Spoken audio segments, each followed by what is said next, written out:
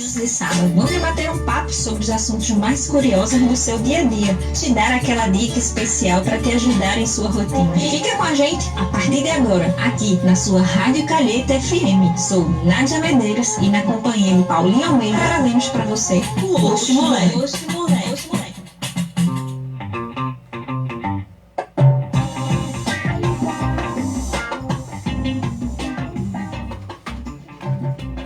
Bom dia, bom dia! Estamos aqui com mais uma programação do Oxe Mulher para vocês, seguidores aí que nos acompanham sempre, né? E um recadinho antes da gente fazer toda essa abertura, né? Mencionar que hoje estamos sem o nosso WhatsApp, tá? Então interaja com a gente através das nossas lives, né? Do Facebook e Instagram, tá? E aí durante toda a programação chamaremos vocês, comentaremos o que você quer aqui falar com o doutor sobre o tema, né? E daí a gente consegue falar sobre vocês, né? Aqui dos seus pedidos, tá bom? Hoje a nossa querida Paulinha está um pouco dodói, mas ela está aqui presente, tá? No estúdio, mas devido à vacinação dela, da gripe, ela gripou e hoje ela está aqui quietinha do meu lado, na assessoria técnica. Hoje você vai sentir falta dela, tá? E daí hoje a programação é sobre Junho Laranja, tá? E aí para isso, como sempre, a gente traz alguém especializado, com um gabarito sobre isso, né? Um profissional da área, que seja com formação específica e tal, como é o de Dr. Renato Freitas, que ele é médico, então como médico, ele tem informação muito mais precisa que a gente e consegue passar essa informação para vocês com mais segurança, né? Então, como a gente está na programação do Junho Laranja, iremos abordar o tema leucemia, tá? Então, bom dia, doutor. Vou deixar que o senhor se apresente, porque ele é novo em nossa bancada, tá? Dizer aí o que é que ele faz, onde é que ele atua, onde é que a gente encontra ele. Enfim, vamos deixar ele se apresentar aqui para vocês e no final a gente faz aquela chamada, né, de intimação ao vivo para ele não correr de nossa próxima programação, tá? Bom dia, minha gente. Bom dia a todos os ouvintes da Rádio Calhetas, em especial aos do programa Oxe Mulher e as nossas amigas que estão no estúdio agora. Eu sou o Renato, sou médico do município do Cabo desde 2005. E atuei em Ponte dos Carvalhos, atuei no posto da Mangueira em Ponte dos Carvalhos, estou atuando agora também no posto da Coab, no Vicente Mendes, pelo município, pelo sistema SUS, né? Trabalho também na Junta Médica do município, que é um órgão responsável pelo atendimento dos servidores do município. Também trabalho na prefeitura de Jaboatão como médico de família e comunidade, que é a minha especialidade. Sou especialista em medicina de família e comunidade, né, e temos atendido vários pacientes do município, né, há quase 17 anos. Né, sou formado pela Universidade Federal de Pernambuco. Estou aqui à disposição para esclarecer dúvidas e dar algumas informações. Não sou especialista em hematologia, que é a especialidade médica que cuida dos pacientes com leucemia. Mas estou disposto a tirar as dúvidas que eu puder tirar como médico de família e comunidade, trabalho na área de saúde da família e de saúde coletiva há muito tempo e fui também conselheiro de saúde do município por quase 10 anos. Então daí, doutor, então esse maio, perdão, só estou pensando no maio amarelo, minha gente, que foi a programação anterior. Junho Laranja, né, que é uma abordagem que a gente tem uma preocupação do número de pessoas com esse índice, né, e o senhor como médico de família, né, de comunidade, consegue ter acesso a essas pessoas que contêm esse diagnóstico. E daí, doutor, o que é que mais aparece assim, durante o seu atendimento, se já chegou alguém com esse diagnóstico? Qual é de fato o sintoma principal, né, porque eu já ouvi comentários, né, de algumas mães que dizem assim: minha filha está com leucemia, e conversando com a nossa amiga enfermeira, ela disse: Nádia, tem muita gente que chega dizendo pra gente que as filhas estão com leucemia e na verdade trata-se de uma gestação, porque tudo diz que é leucemia. Quando você está um pouco apática, você está com leucemia. E daí eu queria que o senhor esclarecesse quais são os principais sintomas da doença, né, no caso. a leucemia é um tipo de câncer, né? Então é uma doença grave, né? Mas hoje em dia nós temos linhas de tratamento, tá? Mas é um câncer das doenças, das células que são precursoras das células do sangue. Nós temos no sangue as hemácias, que transportam oxigênio, os leucócitos, que defendem o nosso corpo, e as plaquetas, que cuidam da coagulação do sangue. Então a leucemia ocorre quando uma dessas células precursoras, células mais jovens, que vão originar todas essas outras, elas sofrem uma mutação e começam a crescer de forma descontrolada na medula óssea. A medula óssea, que é o que a gente chama popularmente do tutano do osso. Não? Então aquela partezinha que fica dentro dos ossos, que é diferente da medula nervosa, que é outro órgão responsável pela percepção e pela movimentação do corpo. Essa medula óssea, esse tutano, ele produz as células do sangue. Então, quando começa a crescer de forma descontrolada um precursor dessas células dentro da medula, pode ocorrer a diminuição das células das hemácias, dos leucócitos, que são ativos, porque elas se multiplicam, mas perdem a função, e das plaquetas. Então, o que é que acontece mais de sintomas? Que a gente pode achar mais de sintomas? Sintomas relacionados à anemia. Né? Então, não é... É que muito popularmente as pessoas acham assim, se você tiver uma anemia muito forte, vai virar uma leucemia. Então, uma coisa não tem nada a ver com a outra. Certo? E era justamente isso que uma perguntinha aqui, né? Todo mundo fica com medo. Não, se eu não tratar a anemia do meu filho, vai virar uma leucemia. Não. É o contrário. A leucemia é que causa a anemia. Então, assim, os sintomas relacionados à anemia, de fadiga, alguma falta de ar, uma incapacidade de fazer esforços físicos mais... A anemia é um dos sintomas. Um outro sintoma frequente, e pode acontecer nesses pacientes, é infecções de repetição ou infecções inadequadas para a idade. Por exemplo, um indivíduo com 30 anos, uma mulher com 30 anos, não é comum que essa mulher tenha pneumonia de repetição. Isso não é comum. Então a gente vai precisar investigar. E não é todo mundo que tem anemia ou todo mundo que tem pneumonia de repetição que tem leucemia. Longe disso, muito longe. É uma doença até certo ponto rara. Mas é uma doença que a gente espera que acometa, por exemplo, 11 mil pessoas no Brasil nos próximos 2 anos. Então, se a gente fizer um cálculo rápido, assim, rasteiro, no município pode acontecer, a gente espera que não, mas podem acontecer 11 casos nos próximos 2 anos. Então, para 200 mil habitantes, que o município, um pouquinho mais de 200 mil habitantes que nós temos no município, não seria uma doença tão frequente. Mas precisamos ficar atentos, porque em vários casos o diagnóstico precoce pode levar a um tratamento adequado e algumas pessoas podem ficar curadas sim. E a gente fica nessa expectativa sempre, porque buscar esse tratamento, é super necessário, essa diferenciação que aqui, inclusive a Paulinha que está aqui no canto, ela já colocou aqui, qual seria essa diferença, de anemia e leucemia, que as pessoas de fato confundem, e o senhor acabou dando uma antecipação nesse assunto. Isso, a anemia é uma doença, pode ser carencial ou por destruição ou perda de sangue, E a leucemia é um câncer, é uma multiplicação exagerada de um tipo de célula que vai prejudicar a produção das outras. Elas vão competir por espaço, vão competir por nutrientes, que vai ficar prejudicada a produção das outras células.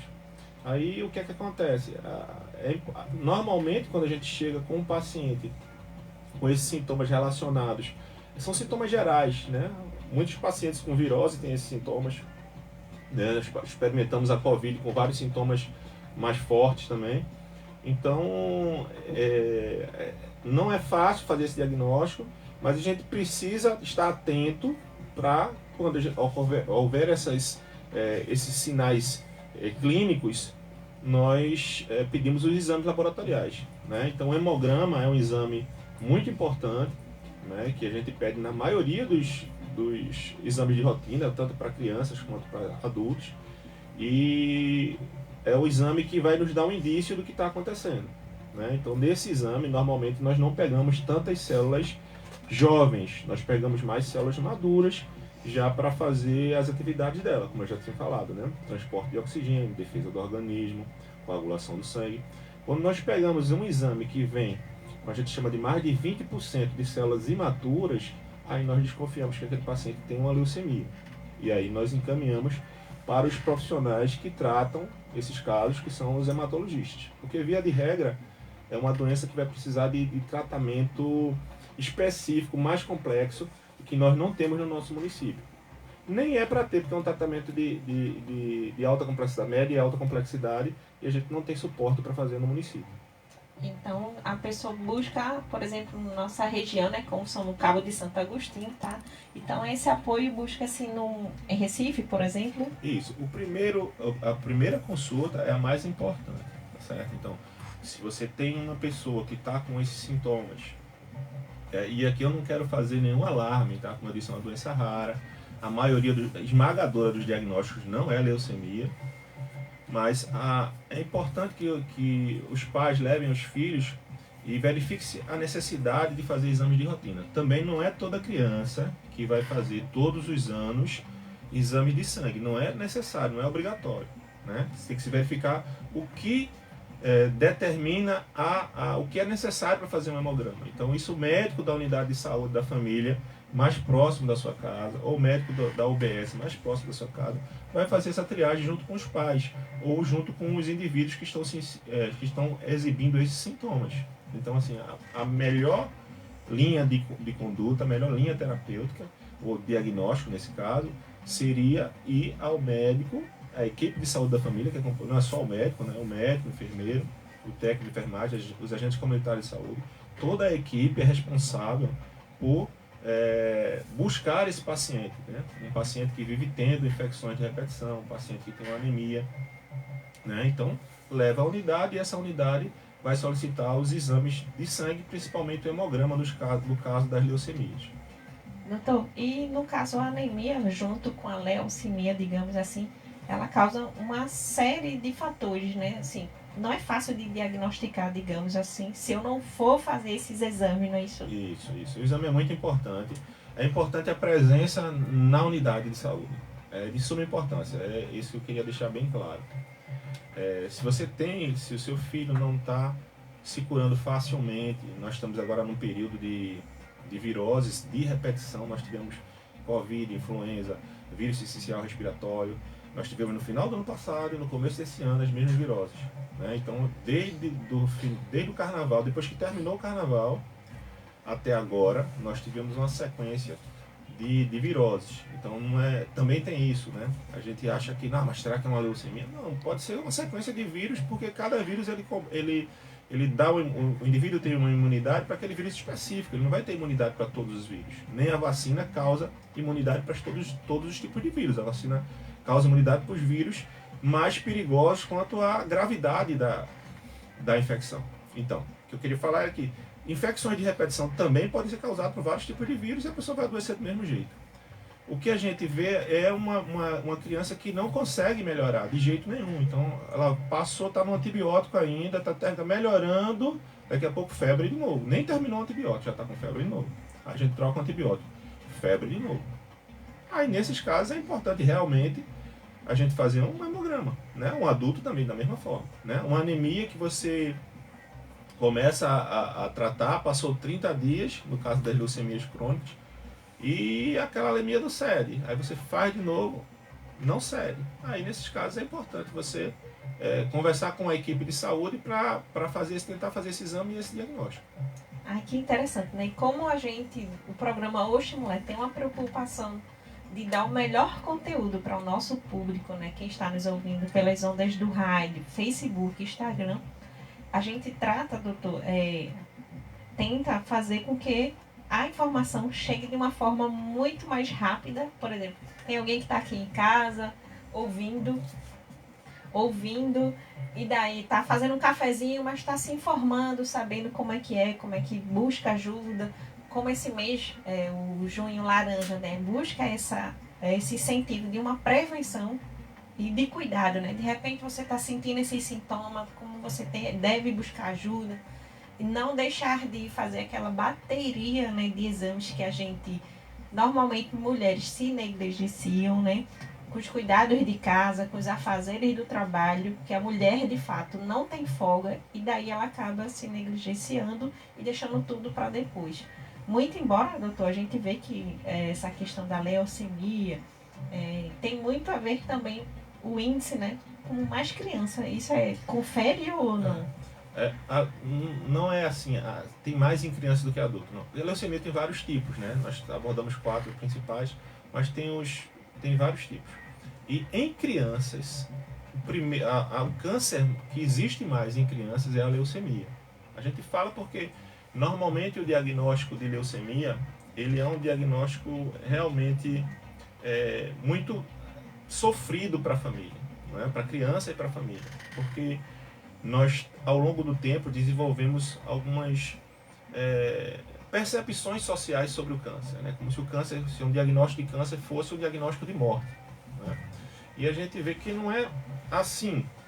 E evolui, né? Vai melhorando, né? Então, um diagnóstico dos anos 90, dos anos 2000, como foi o ano que eu me formei, era um diagnóstico muito difícil. Hoje em dia, continua sendo um diagnóstico difícil, mas o tratamento ele é mais promissor. Então, esse diagnóstico de câncer, ele carrega consigo aspectos sociais e psicológicos bem importantes, né? Então, a gente tem que ter essa velocidade, mas a gente também não pode deixar em pânico a população, né? Que a gente tem que ter muito cuidado com isso, né? Então, apesar de ser o mês de conscientização, né, sobre a leucemia, no aspecto de prevenção, por exemplo, é uma doença que a gente não tem muito assim uma relação direta entre um agente causador e o câncer. Por exemplo, o câncer de pulmão. A gente sabe que pessoas que fumam têm uma probabilidade muito, muito, muito maior de ter câncer de pulmão, câncer de garganta, né? Da boca também. Então, não existe essa relação direta com a leucemia. Mesmo assim, é importante que as pessoas tenham um meio de conscientização e que as pessoas evitem o que a gente sempre fala, né, para todo mundo, né? Evitar aqueles alimentos que têm muitas substâncias químicas, né? Evitar ultraprocessados, do tipo presunto, mortadela, esse tipo de alimento, salsichinha, que é muito gostoso, né? Nós estamos aqui falando numa rádio também, a gente não pode dizer que é ruim, né? Não vamos mentir, né? Não é ruim. Mas faz mal para a tua saúde. Se aquilo está te fazendo mal, a gente tem que evitar, né? Então é importante que a gente dê para as nossas crianças, principalmente, substâncias que esteja livre, alimentos que estejam livres dessas substâncias mais nocivas, né? A prática de exercício físico também é uma coisa que a gente tem que sempre que associar, hoje em dia, para tudo. Hoje a gente fala de saúde mental, a gente fala de depressão, de ansiedade, a gente fala de exercício físico, né? A pessoa tem que fazer. Ah, mas não estou com vontade. Faz sem vontade mesmo, é assim, né? Algumas pessoas mais novas do que eu falam assim: ah, mas a vida adulta é assim mesmo, a gente faz o que não tem vontade. Pois é, eu descobri isso muito cedo, mas se as pessoas estão descobrindo agora, melhor. Na vida adulta é assim mesmo, a gente faz, a maioria das coisas que a gente faz é coisas que a gente não tem vontade, mas a gente precisa fazer porque tem um objetivo, né? Então, assim, alimentação saudável, exercício físico, não ter vícios, né? Então, o cigarro, a bebida, a utilização de drogas, elas podem causar a longo prazo, se não outros tipos de doenças. Então é importante que a gente também tenha prudência quem faz o consumo ao consumir, não é? E eu queria deixar isso registrado porque a gente não, algumas pessoas se sentem muito culpadas quando meu filho apareceu com leucemia. Ah, mas o doutor falou que foi a salsichinha que eu dei para ele. Aí piora a situação. Não tem nada a ver, a gente não tem nada, não é uma relação direta, como eu falei, sobre o fumo e o câncer de pulmão. Não é relação direta. Mas é importante a alimentação saudável para a criança, mas não se sintam culpados, né? Não se sintam culpados porque a gente ainda não tem assim, exatamente isso que causou o câncer. A gente não tem essa relação direta. E com relação a alimentos, um ponto algo muito importante. Por exemplo, a gente acaba consumindo alimentos que nem sabemos direito como é produzido, né? E às vezes também no rótulo não tem informação necessária. E daí a gente, por ser um alimento mais fácil, às vezes a gente está ali na correria do dia a dia, toma esse alimento e criança gosta de fato, né? Então, a gente, como adulto, sabendo dessas informações, a gente ter esse cuidado, né? Porque manter a qualidade de vida com alimentação saudável dentro do que é possível da gente, do dia a dia, né? E o principal, né, como o doutor falou, não se culpar. Ah, mas eu lembro de ter dado salsichinha para o meu filho, então fui eu a culpada que fiz isso. Não, mantenha-se calma, porque você mantendo esse controle, você consegue dar muito mais suporte a seu filho nessa condição, né? Porque é alarmante, sim, um diagnóstico desse tipo, mas como o médico falou aqui recente no início da programação, que é muito mais promissor hoje o resultado do que outrora, né? Então tenham calma, que o tratamento existe e tudo pode dar certo, né? É isso, doutor? Isso, a gente não pode também desistir, né? Nós fomos feitos para lutar, né? Então a gente não vai desistir nunca, de ninguém nunca. Então sim, a gente sente o golpe, mas logo em seguida a gente já parte para a luta, né? A gente vai fazer o quê? Como, aonde, qual a melhor opção de tratamento, qual o melhor especialista, qual o especialista nessa área, eu falo com quem, e aí a gente segue, né? Então é importante que os pais, né, que normalmente carregam todo essa culpa e esse medo, e essa culpa é muito maior nos pais, então que eles tentem se equilibrar logo que possível para eles organizarem o tratamento do filho, né? A linha de cuidado, ela precisa da organização dos pais, né? Ô, doutor, aproveitando o ensejo, eu queria saber, né, a Paulinha aqui, que está ali do outro lado, pediu assim, uma informaçãozinha. Como é que funciona, no caso do município, se o senhor souber, quando esse pré-diagnóstico de leucemia, né? Como é encaminhamento, para onde é encaminhado, né? Se existe alguma equipe que auxilia diretamente esse público. Dentro do município, eu acho que não temos um hematologista para isso. Existe um programa, que é o programa da anemia falciforme da população negra, né? Que tinha a previsão, se eu não me engano, de ter um hematologista. Eu não tenho certeza absoluta se esse hematologista está trabalhando no município com essa política específica, né? Então eu acredito que ele não trabalha com a questão de leucemia. Se existir, não trabalha com leucemia. Então, de qualquer forma, ou indo diretamente ao Hemop com um encaminhamento do clínico, ou do pediatra, ou do geriatra que atendeu o paciente, ou por intermédio da Secretaria de Saúde, esse encaminhamento vai para a Secretaria de Saúde, e a Secretaria de Saúde marca, porque tem vagas na atenção especializada do Estado de Pernambuco, e marca esse paciente. Então, ou o paciente vai direto, ou o paciente vai via a Secretaria Municipal de Saúde. Então, esses são o caminho, né? Isso. Ô, doutor, primeiro, sempre no médico que atende ele, sempre. Porque no médico, não na equipe, porque muitas vezes o médico não atentou, né? Eu sou médico, trabalho numa equipe de saúde da família, e às vezes a gente não atentou. E aí um outro profissional da equipe, um agente comunitário de saúde, doutor, olha, mas esse paciente costuma vir aqui, tal. Aí começa a despertar. Há uma reincidência, né? Isso, aí começa, ou mesmo na comunidade, né? A criança está adoecendo na comunidade, a gente de saúde está conversando com a gente. Uma equipe de saúde da família é bonito ver trabalhar por conta disso. A gente de saúde está com, doutor, essa criança adoece assim, a anemia dela a gente já tentou, você já passou medicação, não melhora em nada, o paciente está do mesmo jeito, está largadinho, está cansadinho o tempo todo. Posso levar ele? Pode. Vamos marcar um dia para ele vir? Ele marca, o mais próximo possível, né? E ele vai na unidade de saúde e aí a gente pede esse exame do hemograma.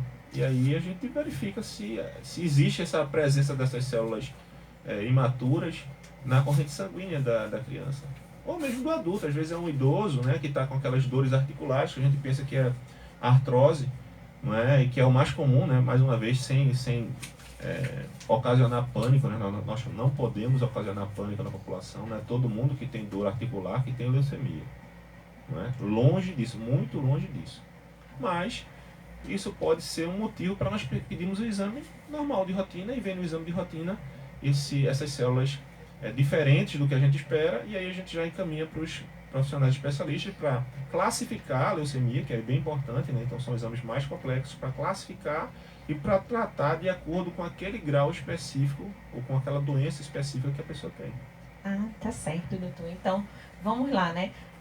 Dando uma volta aqui pelo Instagram, nossa querida Solange Lima tem uma perguntinha. Ela diz o seguinte: bom dia, Oxis, né?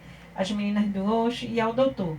E deixa aqui uma perguntinha: quais as chances de cura E se tem chance da leucemia voltar na mesma criança, por exemplo, se há uma reincidência da doença? Existe hoje em dia, a gente vê em diversos estudos, em diversos centros, em crianças, graças a Deus, taxas de cura superiores a 50%. Então, metade das crianças curam completamente e não vão ter mais nada. Uma parte das crianças podem ter novamente.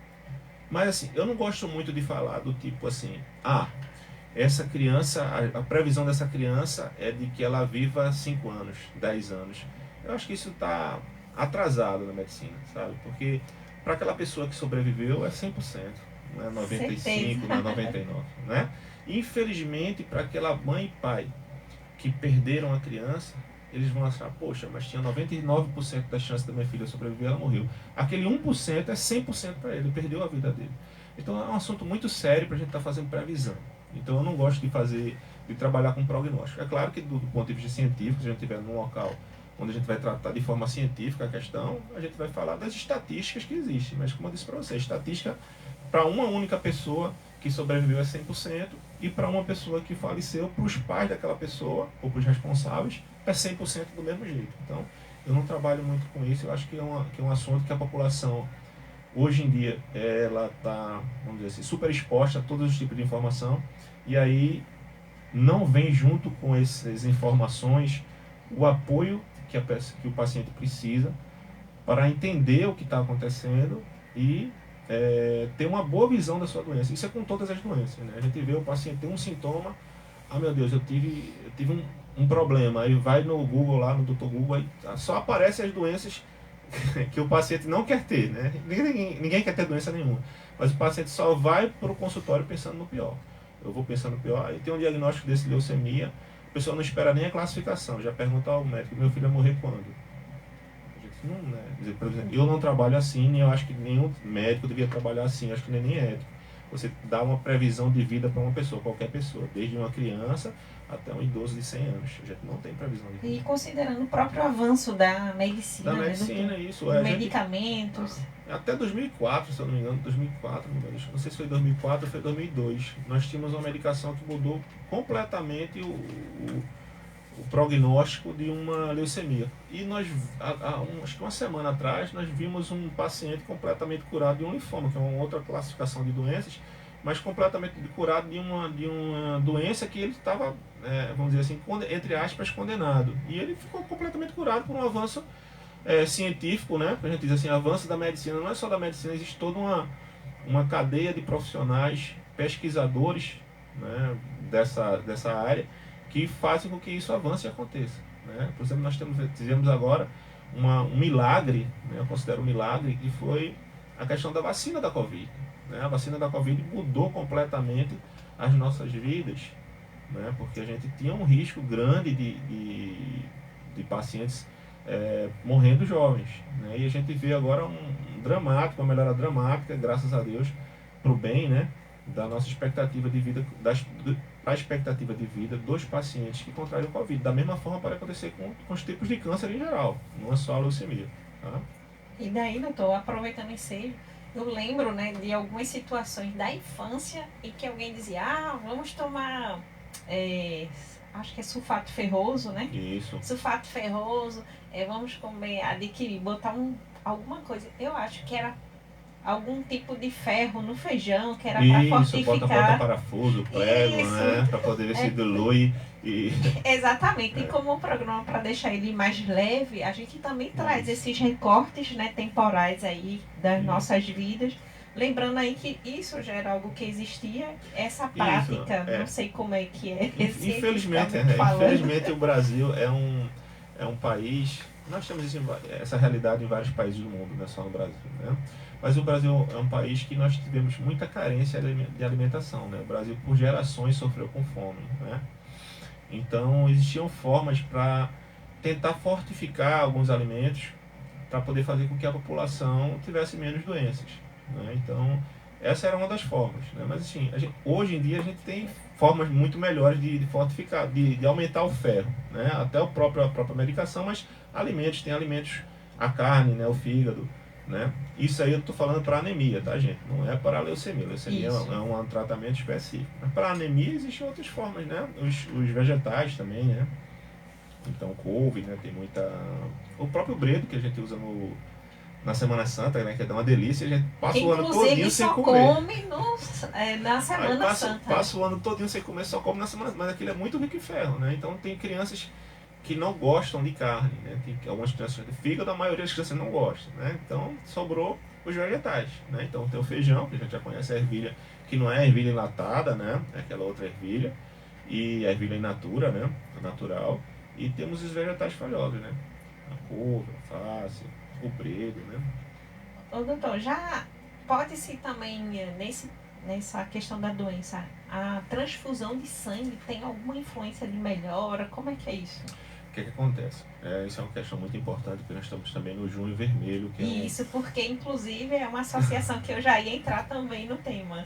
Isso, o Junho Vermelho é um mês para conscientizar e incentivar as pessoas a doar sangue, né? Então, os pacientes com leucemia, por exemplo, eles precisam estar recebendo as transfusões de sangue, não só pela anemia por conta da doença, mas também por conta do tratamento. Muitas vezes o tratamento faz com que diminua essas células que transportam oxigênio, né, as hemácias, e aí se precisa de um concentrado de hemácia, no caso da transfusão de sangue, para poder os pacientes terem mais conforto durante o tratamento. O tratamento muitas vezes é longo, pode durar mais de um ano, né? Então é preciso que haja uma recorrência nessas doações de sangue. E um só doador não funciona só o pai ou a mãe, só a mãe da criança que doa sangue para ela, não funciona, né? Então é preciso ter uma rede de amigos, de parentes que façam essa doação de sangue.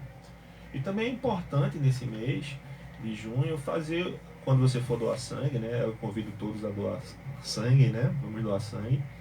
E quando você for doar sangue também, você pergunta se você pode se cadastrar no banco de dados para o transplante de medula óssea, né? A transfusão é uma coisa, que é o sangue comum, e o transplante é outra coisa, que é a retirada da medula óssea de um parente próximo da pessoa, normalmente, mas pode ser de uma pessoa distante da pessoa, vai depender aí da configuração, da compatibilidade, né? Então a gente precisa fazer esse cadastro, porque mais na frente pode ser que alguém até do outro lado do país precise da nossa medula, um pouquinho da nossa medula. A gente vai fazer essa doação e o paciente pode ficar curado de uma doença grave só com uma doação nossa. Então para a gente é bem importante isso também, deixar essa consciência. São várias doações de sangue que um paciente só com leucemia precisa, e via de regra o banco de sangue não tem sangue.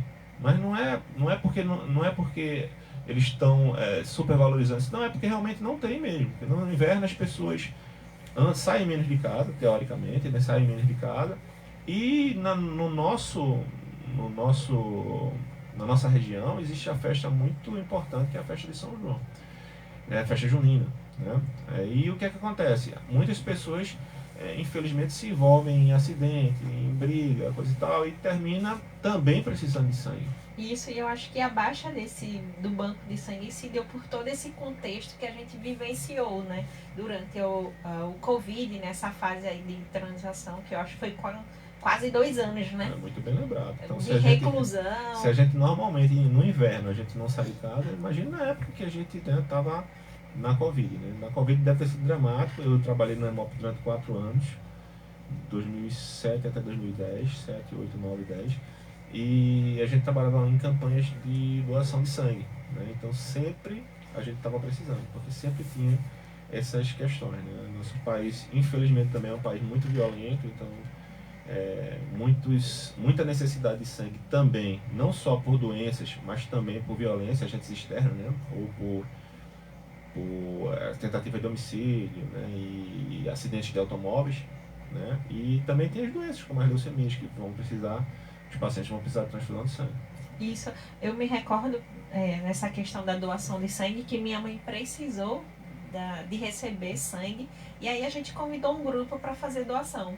Isso, eu acho que de 6 pessoas, apenas 2 estavam aptas a fazer doação. Também tem esse contexto, né?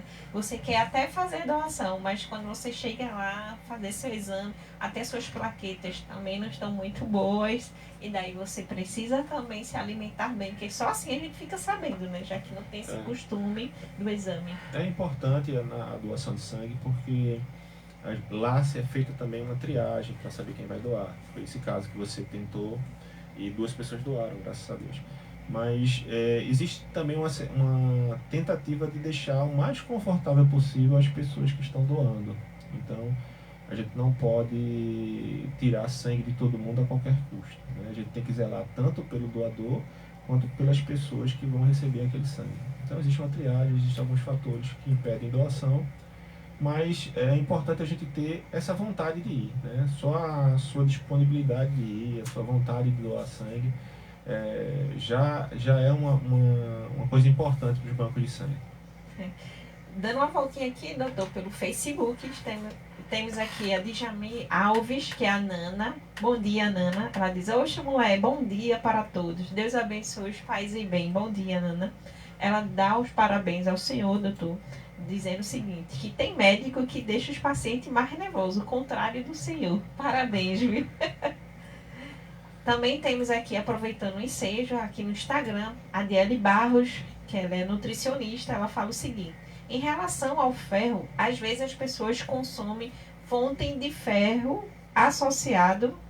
mas associam o alimento que atrapalham na absorção do ferro, né? No caso, assim, como tipo de alimento, por exemplo, eu vejo muita gente comendo no almoço, gosta de comer um feijão, mas aí come uma banana. E nesse processo atrapalha, né? A gente pode comer a banana depois. A banana nunca pode ser antes, né? Porque a banana, ela é como se ela sequestrasse o ferro. Então, ela não deixa o ferro pronto para ser absorvido pelo intestino. Então, é importante que a gente também verifique essas associações. Embora seja cultural, né, no nosso país, acho que na região Nordeste mais, almoçar, né, feijão, arroz e colocar uma bananinha ali para comer, né? Nesse caso não é bom, né? Então isso é importante. É por isso que é importante também, como eu falei, né, a contribuição de todos os profissionais da área de saúde, né? O profissional médico, a gente não está mais no modelo de atenção à saúde que o profissional médico é como se fosse o agente exclusivo da informação. Não, inclusive eu não tinha me lembrado disso e a minha amiga avisou, e assim, ela tem muito mais detalhes do porquê. Se você for me perguntar qual é o mecanismo desse sequestro, eu não vou saber explicar, e provavelmente ela vai, porque ela está trabalhando com isso o dia a dia dela. Então é importante que a gente tenha essa percepção, né? E sempre essa equipe multidisciplinar chega acompanhada, seja por um médico, seja por um nutricionista, participar dessa questão, né, acadêmica também, né? Isso, faz todo um contexto, toda a importância, né? A implantação do exercício aí, que a gente sempre tem uma resistência em fazer o exercício, a gente já percebeu que ao longo da programação do Oxmoé, de vários profissionais, por exemplo, a gente teve aqui o doutor Alexandre Domingue, teve a moça da academia, né? Eu esqueci o nome dela agora, Paulinha. Isso. Natália. E que todos falam o seguinte, né? Por exemplo, também abordou-se aqui a questão da fibromialgia, e mesmo assim todos dizem que é importante você aderir a um exercício para melhorar a sua qualidade de vida, ou seja, o ano passa, o tempo passa, mas a gente percebe que de fato o exercício tem sido muito presente para que a gente consiga aí fazer um equilíbrio, né? A gente teve a Mônica Salazar também, a médica, e que também ela falou essa questão, né? Ou seja, a gente tem percebido naturalmente que esse é uma indicação de todos os médicos, né? Para a gente manter esse equilíbrio, quando né, você no corpo. chamar um psiquiatra para que ele vai dizer a mesma coisa. É importante uma dieta equilibrada, né? Cortar os vícios e fazer exercício físico, né? Porque assim as pessoas associam muito a eu tô doente, eu preciso de um remédio que vou ficar bom, tipo uma equação, né? O resultado dessa equação é essa medicação. Não é, a medicação é um dos fatores que vai te ajudar, mas existe o resto, né? Existe a dieta, exercício físico, a tomada correta do remédio. Muita gente tem um remédio em casa, mas não toma da forma correta. E a gente está verificando cada vez mais um equilíbrio e uma harmonia entre os profissionais. Pelo menos eu acho, né, que a gente está vendo uma harmonia entre os profissionais de saúde no sentido de saber que todos formam uma equipe e tem que ser feito o que é melhor para o paciente, né? Com relação à questão do profissional, é importante que o profissional também tenha tempo, sabe? Às vezes a gente vai numa emergência e, poxa, fui mal atendido, o profissional foi muito rápido, nem olhou para minha cara, já estava às vezes o volume de pacientes também faz com que isso aconteça. Talvez seja importante uma readequação do sistema de saúde para que existam mais unidades em que possam ser atendidos pacientes dessa forma de emergência, urgência, e esse paciente sempre tem a atenção da equipe de saúde, mas que o profissional também tenha mais tempo para estar com o paciente, que muitas vezes esse tempo é muito curto pelo volume de pacientes que ele atende, entendeu? Por isso. E também existe o perfil do profissional também, influencia. Ô, doutor, eu estava lendo aqui rapidinho, falando sobre a exposição à radiação. Isso tem alguma também influência sobre o aspecto da leucemia? Tem sim. Alguns tipos de leucemia, elas podem ser agravadas, digamos assim. Agravadas ou ter nos seus fatores predisponentes, os fatores que influenciam, a doença, a exposição à radiação. Inclusive, alguns pacientes que precisam fazer radioterapia para outras doenças podem ter leucemia, como uma neoplasia secundária à exposição à radiação, né? Mas ainda assim, não posso dizer que todo paciente que se expôs à radiação vai ter leucemia. É uma doença mais frequente em pacientes que se expuseram à radiação realmente. Existem outros fatores também, que, por exemplo, o benzeno, né? O benzeno da gasolina, o benzeno em geral, né? Mas a gente está muito mais próximo os profissionais que trabalham com combustíveis são muito mais próximos do benzeno. Desculpa. E esses profissionais precisam ter uma atenção especial. Então, nos exames deles periódicos, deve constar o hemograma, né, para verificar se há alguma alteração na formação das células do sangue. Havendo, se afasta o profissional, né? Alguns tipos de vírus, como o vírus HTLV, é um vírus que também pode induzir o aparecimento de leucemia, né? E existem outros fatores, mas nenhum é tão direto quanto, por exemplo, citei o fumo e o câncer de pulmão. Então a gente não pode dizer assim, se eu trabalhar num posto de combustíveis eu vou ter leucemia. Se eu trabalhar como técnico de radiologia, né, ou como um radiologista, eu vou ter leucemia. Existe uma predisposição maior desses profissionais e eles precisam fazer exames periódicos com maior frequência do que os outros profissionais. É só uma questão de atenção, né? Aqui no Instagram também temos a Andréa Carla desejando bom dia. Bom dia. A Adele Barros, que é nutricionista. Mônica Apolinário. A Luciana Rocha. A Moniquinha ainda diz o seguinte: bom dia, meninos, e a todos. Um feliz e maravilhoso dia. A Solange Lima. Saudades, mocinha. Aproveita aí seu descanso. O Jurandir. A Zaninha. A Zaninha, isso mesmo. A Elisângela Ribeiro, design. A Ivonete Domingos. A Sara Mulher do Cabo, né, que é do Centro das Mulheres. Ela diz: bom dia para essa bancada feminina. A Adele Barros continua dando parabéns ao médico, né, pelo incentivo ao tratamento multidisciplinar, que certamente é um médico realmente que se importa, né, com a saúde do paciente. E quem mais? Tá, e agora uma perguntinha. O diagnóstico precoce aumenta as chances de cura? Esse aqui é quase que... Vou deixar para o senhor responder. Com certeza, o diagnóstico precoce aumenta as chances de cura para quase todas as doenças, tá certo? O que a gente não pode como eu falei no começo, a gente solicitar hemograma para todo mundo o tempo todo, né? Então a gente não pode, a gente não tem cabimento do ponto de vista estatístico, científico. A gente vai criar um pânico na população para todo mundo correr atrás do exame simples, do exame de sangue. E não é esse o fundamento. O fundamento do diagnóstico precoce é aquele que eu falei.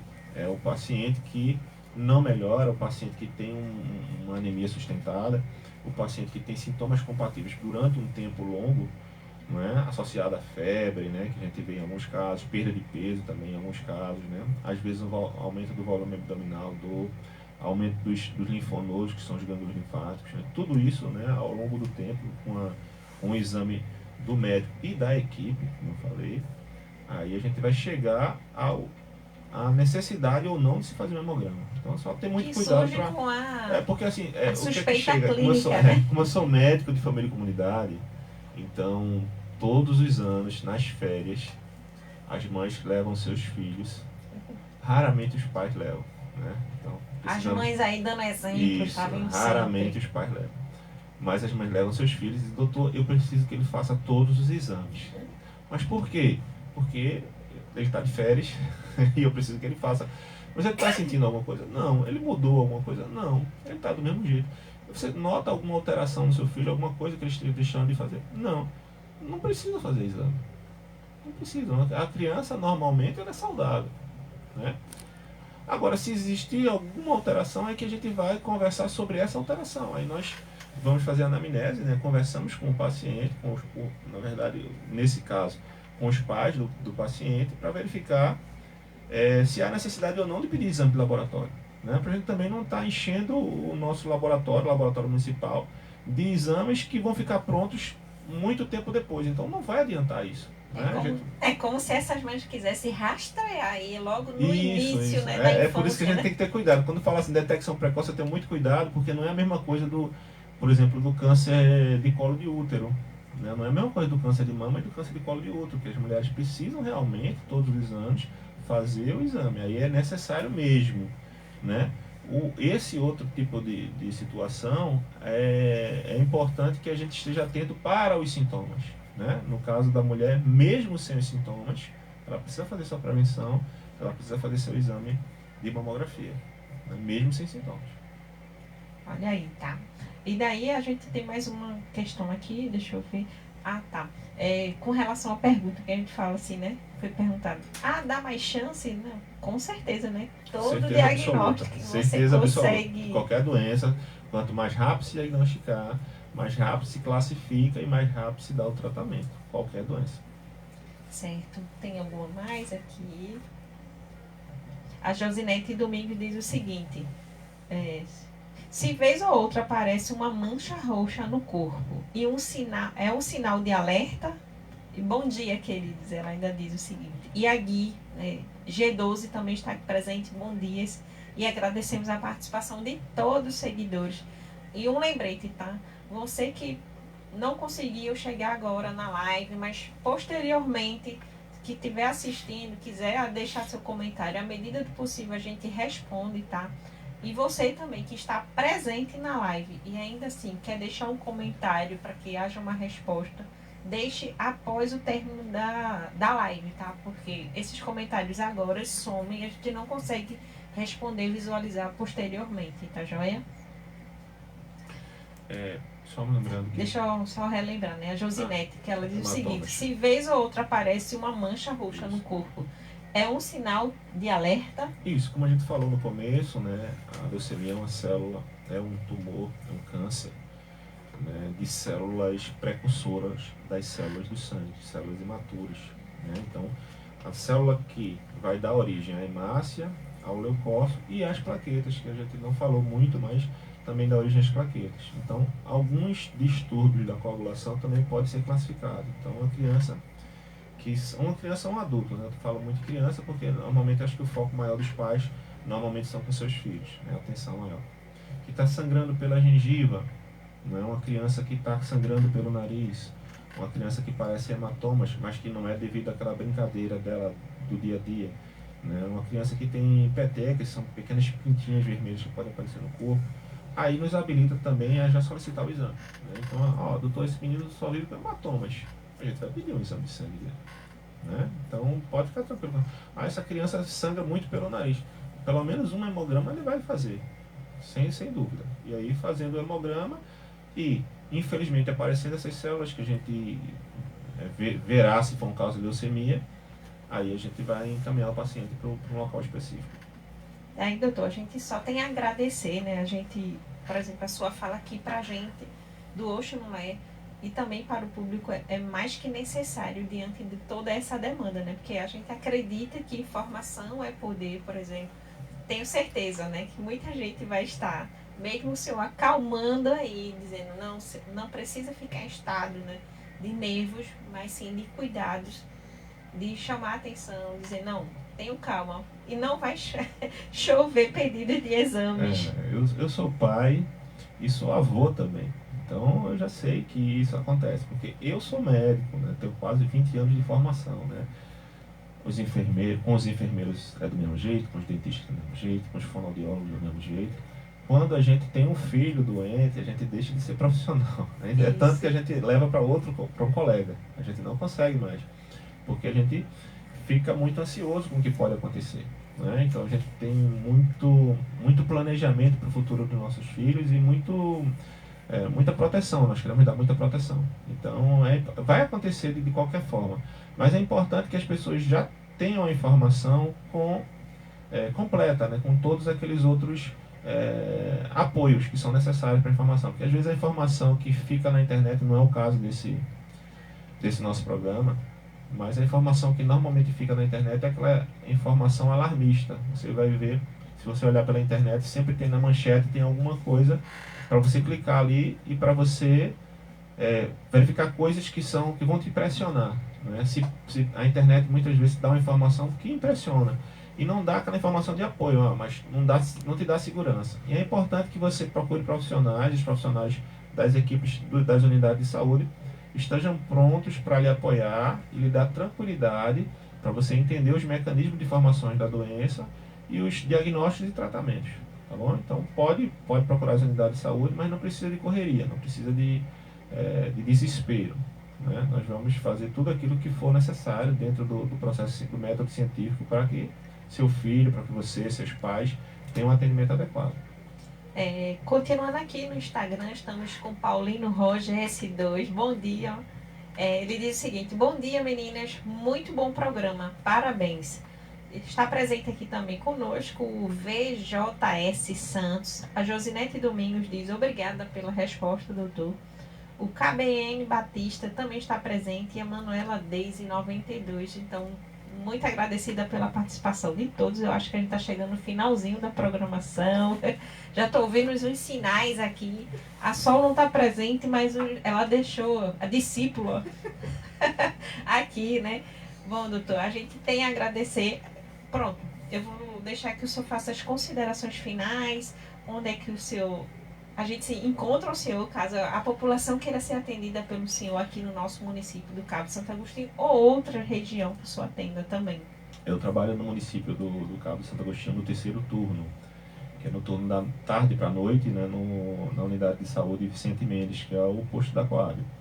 Nós trabalhamos de segunda e terça-feira, tá certo? E começa o atendimento normalmente entre as 4 horas, se der um pouquinho mais cedo, e a gente atende todos os pacientes que forem marcados para essa data. Existe uma marcação, né? Então precisa antes fazer a marcação na unidade. Eu não sei bem qual é o dia da marcação. Atendo também aqui no município, na junta médica do município, que é para os servidores, e atendo na clínica de saúde do Cabo, também nos dias de quarta-feira, a partir das 16 horas. E também atendo no município de Jaboatão, sou médico de família e comunidade, da Unidade de Saúde da Família Curcurana 2, já desde 2015, se eu não me engano. Então nós trabalhamos durante toda a semana nessa unidade. É a unidade pública de saúde, atende os pacientes restritos à nossa área, mas se houver alguma possibilidade de atendimento, a gente não vai deixar de atender, entendeu? Nós atendemos preferencialmente, né, prioritariamente a população de Jaboatão nessa unidade, mas a população do Cabo ela é assistida pela Policlínica Vicente Mendes, tá bom? Daí, doutor, a gente agradece sua participação e de antemão a gente já deixa o convite aberto novamente, gravado aqui, né, para que o senhor não tenha chance de dizer não, para tratar de algum outro tema que o senhor ache necessário que a comunidade tenha acesso à informação aqui com a gente, né, porque uma linguagem que o senhor abordou aqui, bem tranquila, bem leve, fazendo entender a todos, sem um linguajar técnico, mas voltada ao que é necessário, né? Tipo, ao junho laranja e vermelho, essa atenção, né? Porque dia 14 é o dia, eu acho que é o dia mundial de doação de sangue, né? Trazendo aí essa necessidade de a gente reabastecer o banco de sangue. Além disso, você que faz essa doação, você tem algumas vantagens. Você consegue fazer alguns exames. Não é isso, doutor? Isso tem exames para doenças infecciosas, não são aqueles exames de rotina. As pessoas ficam pensando, não é o exame de rotina, é o exame para doenças infecciosas. Mas existe, assim, acho que a maior vantagem de você ser doador de sangue é essa... salvar vida, né? Essa satisfação, né? Depois que o seu sangue está indo para o banco, que você... Pô, não aconteceu nada comigo, nem é para acontecer nada com você. Só aconteceu a sua felicidade de ter ajudado pessoas. Isso, então vamos a gente valorizar a vida, né? Esse é o nosso papel enquanto sociedade, enquanto programa, fazer esse incentivo, porque os hospitais estão aí, devido à Covid, como foi falado inicialmente, deu uma baixa, porque essa questão do contato social ficou recluso, né? E com essas demandas de festa e tal, dá uma baixada nesse banco aí. Então vamos reabastecer e vamos salvar vidas. Doutor, nossos agradecimentos, viu? Que o senhor consiga voltar aqui, caso queira tratar algum assunto, né, da sua demanda, que o senhor acha interessante tratar com o nosso público, a gente desde já agradece. E para vocês do Instagram, né, do Facebook, agradecer a todos pela participação. A nossa querida Paulinha, que tem uma boa recuperação, que ela está ali quietinha. E a todos, de uma maneira geral. E também a Bela Agra e ao Carlos Paulino, que também entrou no Instagram agora. E um cheiro para vocês. Um bom final de semana. E que tenhamos outro programa, assim, bastante informativo, como foi hoje. Né? E dizer a vocês, cuide-se.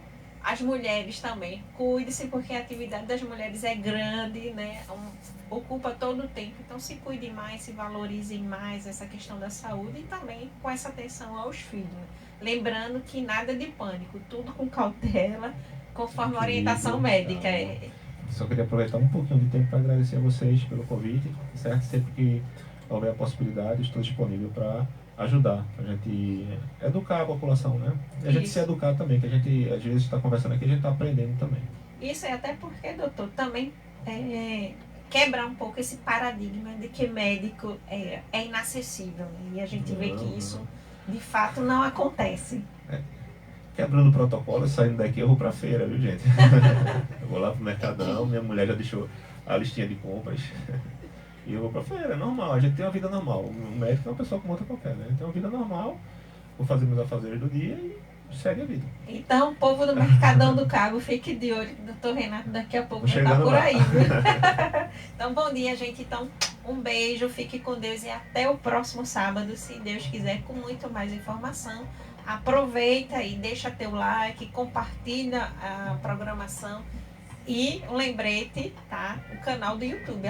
Aperta lá o sininho, tá? Não deixa de seguir, não, viu? Se inscreva, aperte o sininho e fique atualizado com nossas informações. Então, um beijo para todos, um beijo, Paulinha, e boa recuperação. Obrigada, doutor.